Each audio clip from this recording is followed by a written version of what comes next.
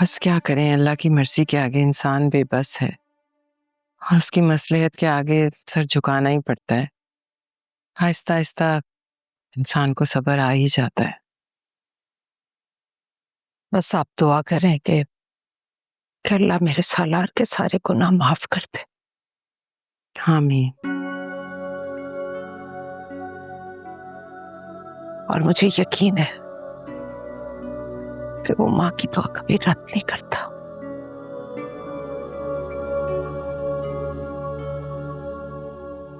मैं भी इसीलिए एक माँ होने के नाते अपने बेटे की खुशियों के लिए गुजारिश लेकर आई।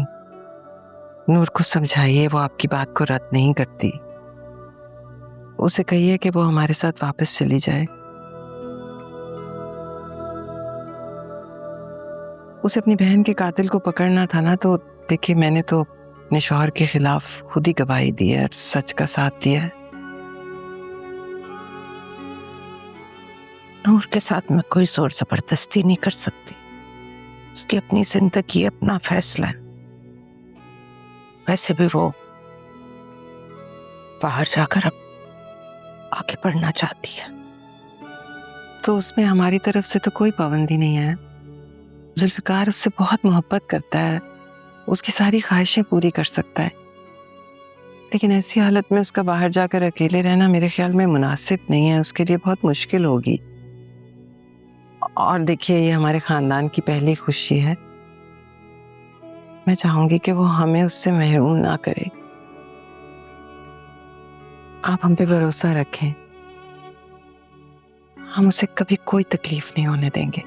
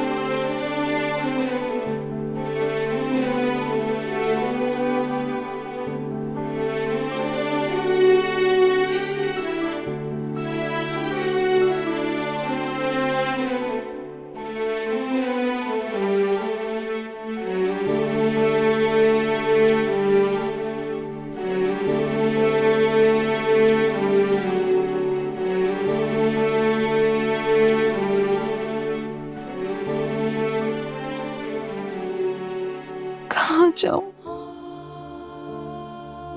क्या करूं? अब मेरा कोई घर नहीं।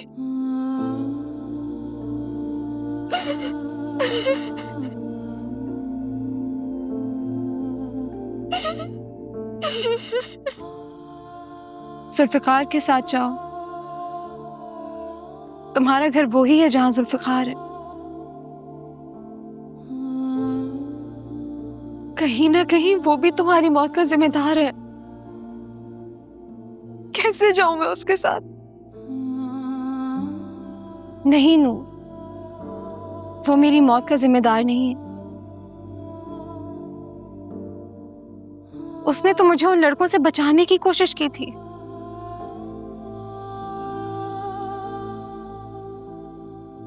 सच तो सामने आ चुका है। इफ्तिखार अंकल ने प्लान बनाया था मुझे मारने का, और अब तो वो जेल में है, सजा भुगत रहे। तब क्या मसला है? मैं उस घर में नहीं रहूंगी जहां तुम्हारे कातिल रहते। क्यों नहीं रह सकती? बस मैंने कह दिया, मैं उस घर में नहीं जाऊंगी।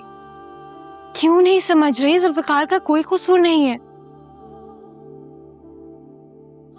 बल्कि तुम्हें जुल्फिकार के साथ देखकर मैं बहुत खुश हूं, बहुत खुश।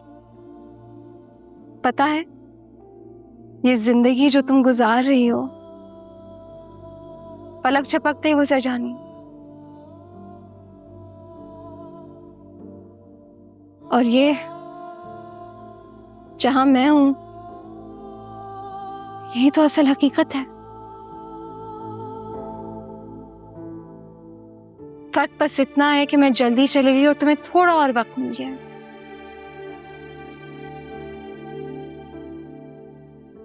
और ये वक्त शायद तुम्हें इसलिए मिला है कि तुम मेरी जगह जुल्फिकार को संभाल सको।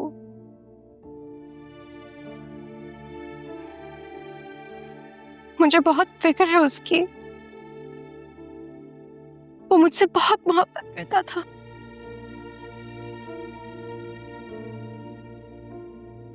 और देखो वो तुम्हें लेने आया है, जाओ उसके साथ। देखो तुम मेरी बहन हो, तुमसे ज्यादा मेरा दुख कोई भी नहीं समझ सकता। और अब जुल्फिकार तुम्हारा शौहर है, जाओ संभालो उसे, तुम्हारा फर्ज है।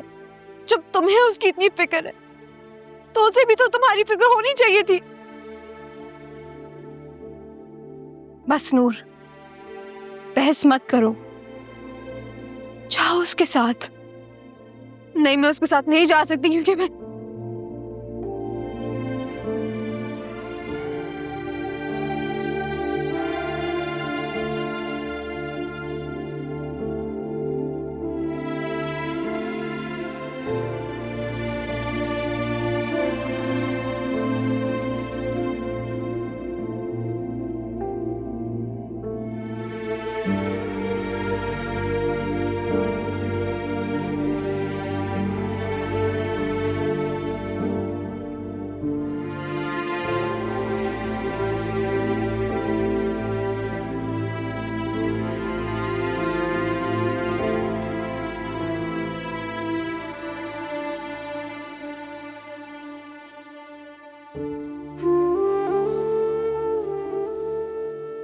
दिल ही नहीं मान रहा भूपू कि मैं जुल्फिकार के साथ जाऊं।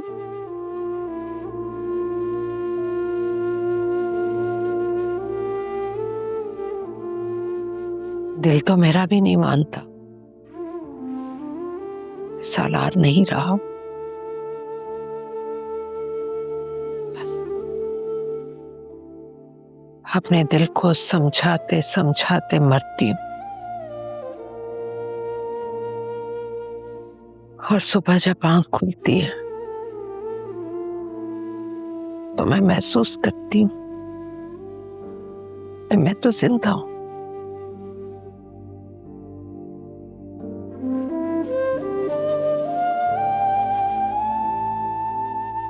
फिर आसमान की तरफ देखती हूँ और हाथ फैलाकर अपने अल्लाह से सब्र की तलबगार बन जाती हूँ। कसम से भूपू, कोशिश करती हूँ।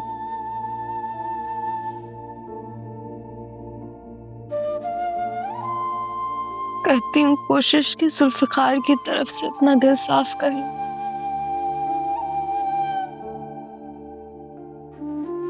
लेकिन भूपू, लेकिन मुझे लगता है कि उन्होंने मुझसे सिर्फ इसलिए शादी की कि मेरी शक्ल हूर से मिलती।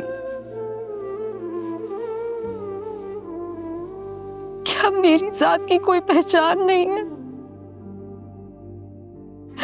मेरी अपनी कोई हैसियत नहीं है?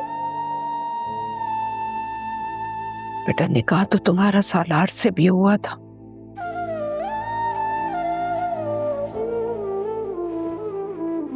लेकिन अल्लाह को मंजूर नहीं था कि तुम दोनों एक साथ जिंदगी गुजारो, क्योंकि तुम्हें जुल्फकार के साथ जुड़ना था। और अब देखो, तुम उसके बच्चे की मां बनने वाली है। तुम्हारी गोद भर गई अल्लाह के हुक्म से, और मैं महरूम हो गई अपने सालार से। आप ठीक कह रही हो भूपू, लेकिन ये आजमाइश तो है ना कि अपने बहन के कातिल की नस्ल को बढ़ाने की जिम्मेदारी मेरे हिस्से में आई। यकीनन यकीनन सिराते मुस्तकीम चुनने के लिए तुम्हें दोराहे पर खड़ा किया। इस हालत में तलाक नहीं होती, जानती हो ना। ये इशारा है उसका कि तुम सोच समझकर किसी नतीजे पर पहुंचो। तुम फैसला उस वक्त करोगी जब मां बन जाओगी और तुम्हारी गोद में अल्लाह की रहमत या नेमत होगी। और फिर अगर उस वक्त तुम्हारी औलाद के नसीब में अपने माँ बाप को एक साथ खुश देखना लिख दिया गया है, तो लिखे को तो कोई नहीं मिटा सकता बेटा, कोई भी नहीं।